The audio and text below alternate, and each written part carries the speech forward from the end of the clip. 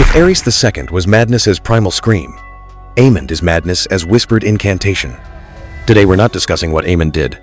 We're asking why an 8-year-old boy would spend 10 years sharpening himself into a blade, only to discover at 20 that blades have one function: cutting everyone.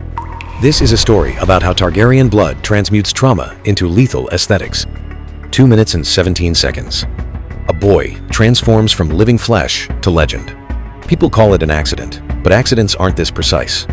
Accidents don't guide one dragon through a storm to find another, open its jaws, and swallow an entire future whole.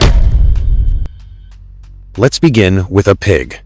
Not a real pig. A pig with wings strapped to its back. Aegon and Jacaerys thought it hilarious. Give the dragonless boy a pig, call it the Pink Dread. 8-year-old Aemond stood there while everyone laughed. This wasn't bullying. This was something crueler. Definition. In House Targaryen, dragons are certificates of existence. Without a dragon, you're the punchline. You're not being picked on. You're being sentenced. Your very existence is the error. What Aemond learned wasn't, "I'm being bullied." It was, "The problem isn't the world. It's me." The horror lies in this. Dragons aren't something you can earn. You can't train for them, study for them, will them into being. Dragons either choose you, or they don't. It's fate, beyond your control. Aemond couldn't control the single metric defining his entire worth, so he began controlling everything else. Every sword drill, every history lesson, every perfect gesture of court etiquette. These weren't about excellence. They were about proof. See, the problem isn't me. I can do everything right. But some shames run too deep, deep enough that only blood can wash them clean. At 10 years old, Aemond crept into the dragon caves during a funeral. Vhagar, Mount of Visenya, war incarnate, an existence older than their dynasty itself. This wasn't courage. This was a desperate gambler's bet.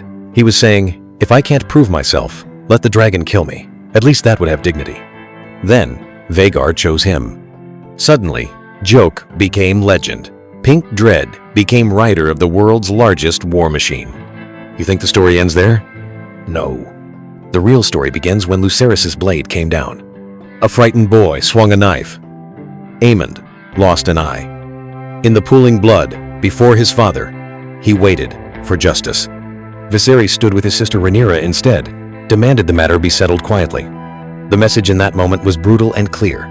Your sister matters more than you. The heir to the throne matters more than your blood.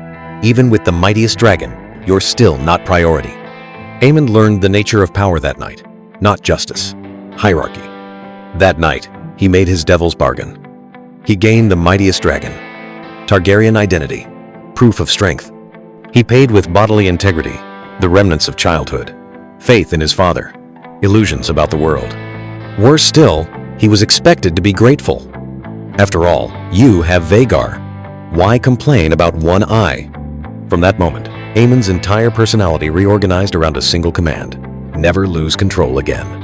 Bury emotions, perfect skills, manufacture fear, deploy violence with precision.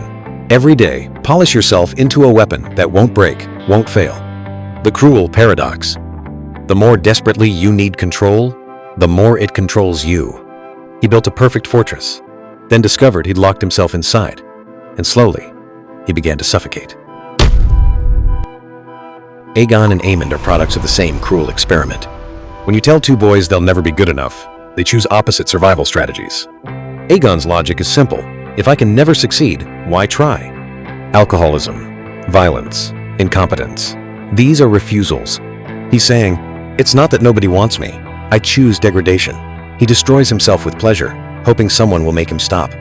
But no one stops him. They just keep pouring wine over a ruby crown. You don't become a conqueror by wearing the conqueror's crown. When a drunken fool wears it, it's just decoration reeking of wine. Aemond chose the opposite. If I'm perfect enough, they can't reject me. Ideal prince, perfect warrior, model Targaryen. If I'm flawless, no one can hurt me. But to achieve this perfection, he had to kill everything soft, spontaneous, human within himself. He destroyed himself through discipline, hoping someone would finally love him. But no one loved him. They only used him. Aegon self-destructs quickly through indulgence. Aemond self-destructs slowly through repression. Two methods, same destination. Escape from a world that never wanted them. Aegon's incompetence forces Aemond to be more ruthless. Aemond's ruthlessness gives Aegon more reasons to hide. They're not just destroying themselves, they're destroying each other. Absent father, manipulative mother, counselors who want to use them, a sister seen as rival. Here's the most terrifying part. No one ever told them there might be gentler ways to survive. Now let's return to Storm's End. The core truth. Lucerys and Aemond killed each other. Lucerys killed who Aemond might have become. The blade didn't just take an eye, it severed childhood, vulnerability, the possibility of forgiveness. The Aemond after was a different creature, shaped by the wound. Aemond killed who Lucerys would have become. A boy carrying every future. Love, children, wisdom, redemption, all swallowed in an instant. But deeper still, Aemond killed himself too. He crossed a line he could never uncross. The tragedy is he believed he was in control. The plan wasn't murder, it was intimidation.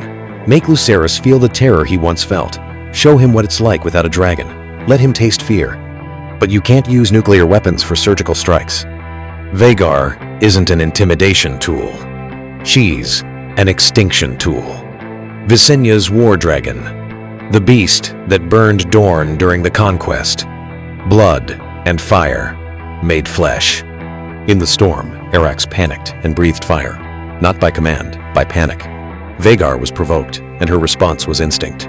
The instinct of war. One bite. Lucerys and his small dragon vanished. Aemond wanted control, got chaos. Wanted fear, got death. Wanted dominance, got war. After that moment, there's no more pleading accident. Aemond crossed the moral event horizon. He can claim accident, but no one, including himself, can see him as anything but a killer. Once you're a killer, becoming a crueler killer gets easier. The first time is hardest. After that, each time grows simpler. Not because you grow stronger, because you've got nothing left to lose. When you place the power of destruction and death in children's hands, the outcome is inevitable disaster. They too will be devoured by that power. Lucerys died at Storm's End. Aemond's humanity died in those same waters. Two boys, killing each other. The only winner was war. Daemon, Aemond, names separated by one letter. It's the poetic verdict of legacy.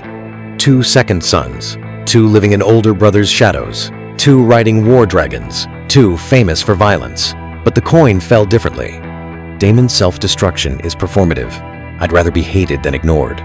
His violence is impulsive, emotional, theatrical. He kills for the thrill, risks for the proof. If the world won't love me, at least it'll remember me. Aemond's self-destruction is internalized. If I serve perfectly, maybe I'll matter. His violence is calculated, cold, precise. He kills for the mission, risks for duty. If the world won't love me, at least it'll use me. The crucial difference, Daemon found purpose beyond himself. His love for Rhaenyra, though complicated and toxic, gave him something larger than his pain. He fought for something.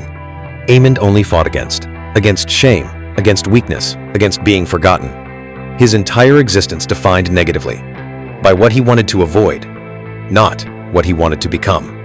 No love, no cause, just an endless need to prove himself that could never be satisfied. Above the god's eye, two men whose names differ by one letter killed each other. Daemon leapt, chose how his story ended.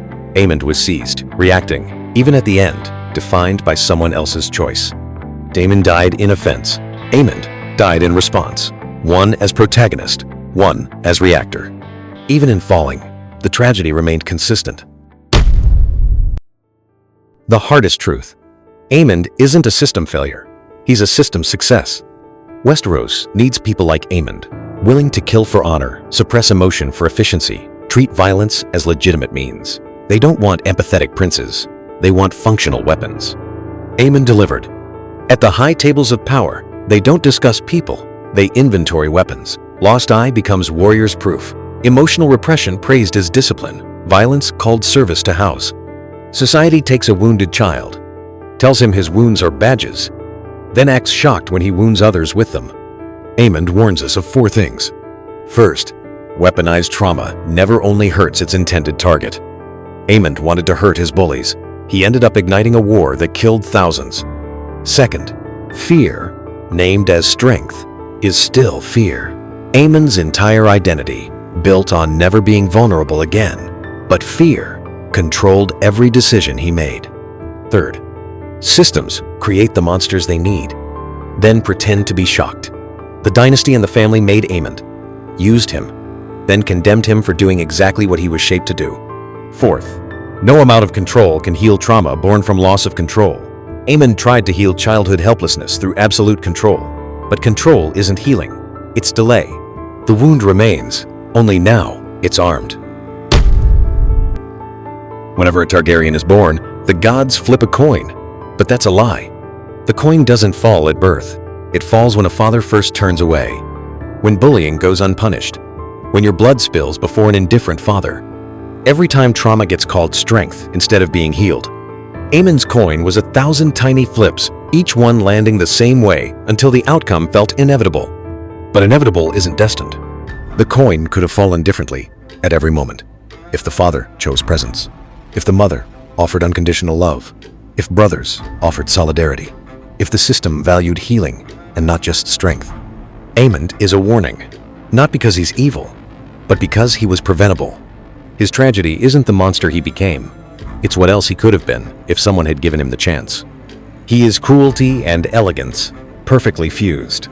The most refined and most lethal expression of Targaryen blood. Every act of violence is art. Every drop of blood is poetry. Every killing a perfectly executed symphony. But elegance can't redeem cruelty. Aesthetics can't forgive destruction. Aemond Targaryen is what we created, through neglect, through indifference, through systems that name trauma as strength. He's the warning. When we turn children into weapons, don't be surprised at how elegantly they kill. The coin still spins for others. Our responsibility is building a world where how it falls matters less, because both sides permit humanity, not just elegant destruction. What truly disturbs isn't what Aemond did, it's why we understand him.